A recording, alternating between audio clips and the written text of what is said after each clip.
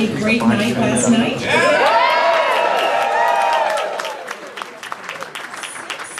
Six days after winning 3 in a row the week before.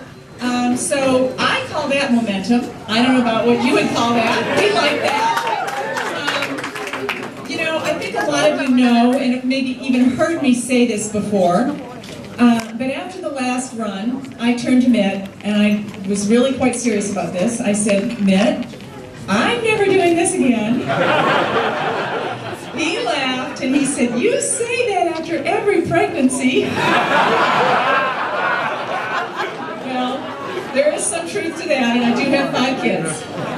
It's a good thing I forget. But it was a year ago, and I was really actually getting a little angry. I think some of you in this room may have felt the same kind of anger about what was going on in the country. And I was frustrated, and I turned to Mitt and I said, I've got some really bad news for you. My nose to the 2nd grade, that would be outrageous. But when she became a sophomore in high school, oh, I noticed. And we went to a party, and I've got some high school friends here today.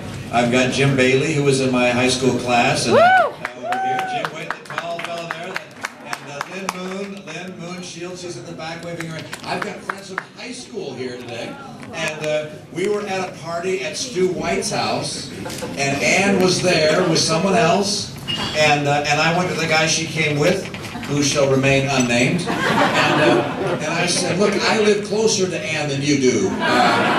Can I give her a ride home for you? And he said, sure, and Ann and I have been going steady ever since. So I'm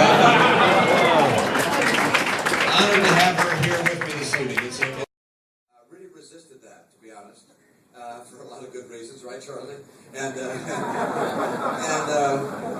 And came back and ran for governor, and 2 weeks before, by the way, 2 weeks before the election, we were down 12 points in our polls. And things reversed towards the very end, and we ended up being successful and became governor. And what a fabulous experience that was.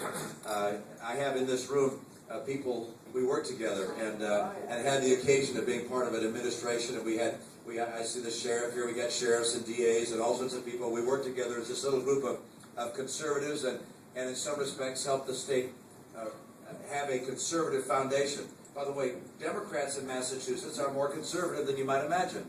And so we were able to find common ground and do some good things together. And that led to this extraordinary opportunity to run for president. And why do this? And you do, I mean, that's a good question. We ask that now and then.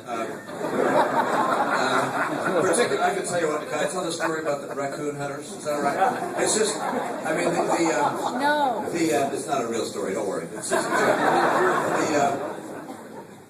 some days are very long. And as I mentioned last night, we have been at our home, well, we had not been in our home here in Massachusetts, or any home. We had not been any home of any kind since Christmas. And it's been, so last night was our first night in our home bed since Christmas. So it's every night in a different hotel. And we get up early in the morning.